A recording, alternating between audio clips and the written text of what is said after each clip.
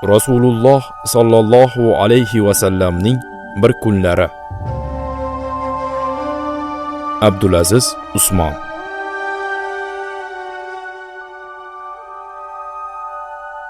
Rasululloh sallallohu alayhi va sallamning bir kunlari.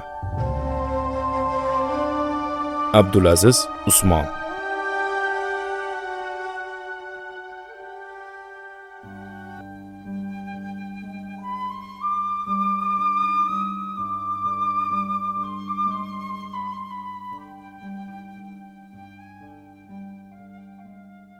Samura ibn Jundub radhiyallohu anhudan rivoyat qilinadi.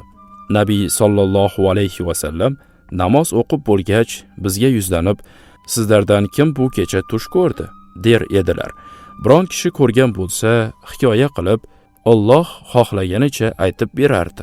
Bir kuni sizlardan biron kishi tush ko'rdimi deb so'radilar. Yo'q dedik. U zotning o'zlari gap boshladilar. Lekin bu kecha ikki kishining oldimga kelib, qo'limdan tutib, meni muqaddas zaminga olib chiqqanlarini ko'rdim. Qarasam, bir kishi o'tiribdi. Yana bir kishi qo'lida temir ilgak bilan turibdi. U ilgakni lunjidan to gardaniga yetib borgunicha tiqar. So'ngra narigi lunjiga ham xuddi shunday qilar. Bu lunjining jarohati bitgach, yana qaytib xuddi shunday qilardi. Bu nima dedim. Ikkalasi yuring deyishdi. Biz yurib, chalqanchayotgan bir kishining oldiga yetib bordik. Uning boshida bir kishi tosh bilan yoki xarsang bilan turar va u bilan uning boshini yorar edi. Har urganida tosh dumalab ketardi. Uni olgani yurib borar. Buning oldiga qaytgunicha boshining jarohati bitib qolar edi. Uning boshi asl holiga qaytgach, oldiga qaytib kelib, uni yana urar edi. Bu kim? Dedim. Ikkalasi yuring deyishdi. Biz yurib, tandirga o'xshash yuqorisi tor, pasti keng chuqurning oldiga bordik. Uning tagiga o't yoqilar edi. U olov yaqinlashsa, ichidagi odamlar ko'tarilar, hatto undan chiqib ketay deyishar. So'nganda esa uning ichiga qaytishardi. Unda yalang'och erkak va ayollar bor edi. Bular kim? Dedim. Ikkalasi yuring deyishdi. Biz yurib, qonli daryoning oldiga keldik. Daryoning o'rtasida bir kishi turar, qirg'oqdagi kishining oldida esa tosh turardi. Daryodagi kishi oldinga yurib kelar, endi chiqmoqchi bo'lsa, narigi kishi uning og'ziga tosh otib, turgan joyiga qaytarib yuborardi. Har safar chiqaman deb kelganida uning og'ziga tosh otar va u oldingi holatiga qaytib ketardi. Bu nima? Dedim. Ikkalasi yuring deyishdi. Biz yurib, yam-yashil boqqa yetib keldik. Unda bir ulkan daraxt bo'lib, tagida bir qariya va bolalar bor edi. Qarasam, daraxtning yaqinida bir kishi olov yoqib turibdi. Qariya ikkalasi meni daraxtga olib chiqib, bir hovliga olib kirishdi. Bundan chiroylisini ko'rmaganman. Uning ichida erkaklar, keksalar, yigitlar, ayollar va bolalar bor edi. So'ngra ikkalasi meni u yerdan chiqarib, daraxtga olib chiqishdi-da, yanada go'zalroq va afzalroq bir hovliga olib kirishdi. Unda ham keksalar va yigitlar bor edi. Bu kecha meni sayr qildirdinglar. Endi ko'rgan narsalarim haqida aytib beringlar, dedim. Ular, siz ko'rgan lunji yorilayotgan kishi kazzobdir. U yolg'on so'zlaydi va yolg'onini undan olib barcha o'lkalarga yetkazib boriladi. Unga qiyomat kunigacha shunday qilinadi. Siz ko'rgan boshi yorilayotgan kishi Alloh Qur'onni o'rgatgan. U esa tunda g'ofil bo'lib uxlagan, kunduzi esa unga amal qilmagan kishidir. Unga qiyomat kunigacha shunday qilinadi. Chuqurda ko'rganlaringiz zinokorlardir. Daryoda ko'rganingiz esa sudxo'rlar. Daraxtning tagida ko'rgan qariyangiz Ibrohim alayhissalom. Atrofidagi bolalar insonlarning zurriyotlaridir.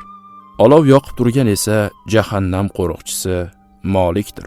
Siz kirgan birinchi uy barcha mu'minlarning uyi. Mana bu uy esa shahidlarning uyidir. Men Jabroilman. Bu esa Mikoil. Endi boshingizni ko'taring, deyishdi. Boshimni ko'tarib qarasam, tepamda xuddi bulutga o'xshagan narsa turibdi. Ana shu sizning manzilingiz, deyishdi. Meni o'tkazib yuboringlar, manzilimga kiray, dedim. Sizning hali tugatmagan umringiz qolgan. Tugatganingizda manzilingiz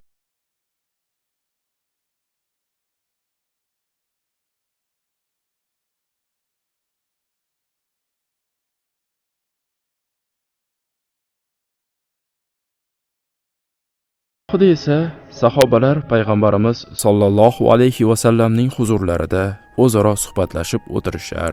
U zot ba'zan tinglab, ba'zan qo'shilib ham turardilar. Ular gohida johiliyat davrini eslashar va ba'zi ishlarini qoralashar. Islom kelgach, aziz bo'lganlarini tilga olib, hamdlar aytishardi. Johiliyat davridagi kulgili holatni eslaganda kulishar. Payg'ambarimiz sollallohu alayhi va sallam ham ularga qo'shilib tabassum qilardilar. U zotning odatiy kulgilari tabassum edi. Bu suhbat ayrim vaqtlarda quyosh chiqquncha davom etardi.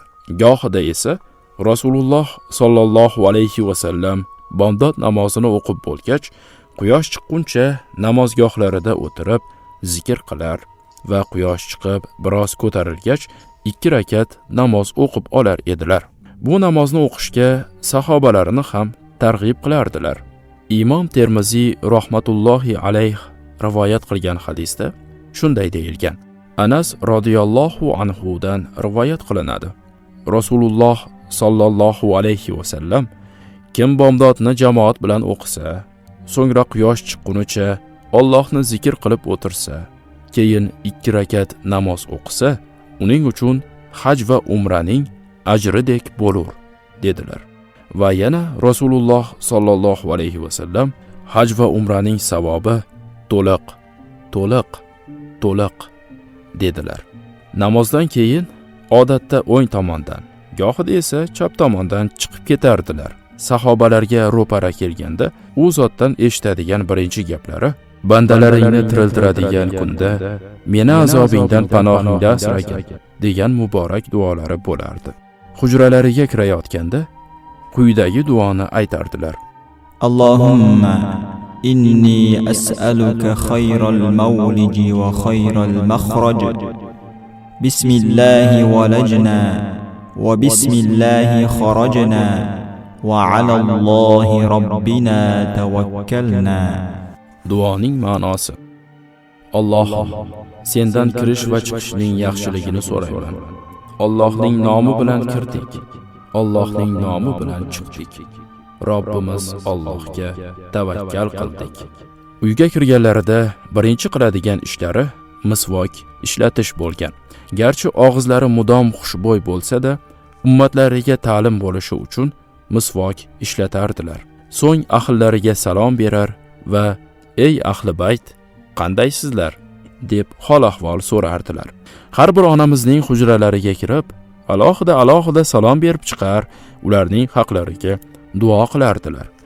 Birlarining huzurida boshqalarinikiga nisbatan uzoq qolib ketmasdilar. Ba'zi onalarimizni namoz o'qiyotgan yoki zikr bilan mashg'ul holda topsalar, ularni bezovta qilmasdilar. Ba'zan uyga kirganda onalarimizdan ovqat bormi deb so'rardilar. Ovqat bo'lsa olib kelishardi. Ko'pincha xurmo, hays, pishloq, sut va shunga o'xshash yengil taom keltirishar edi. Agar taom bo'lmasa, u zot unday bo'lsa men bugun ro'zadorman deb nafl ro'za tutar edilar. Rasululloh sallallohu alayhi va sallamning bir kunlari. Abdulaziz Usmon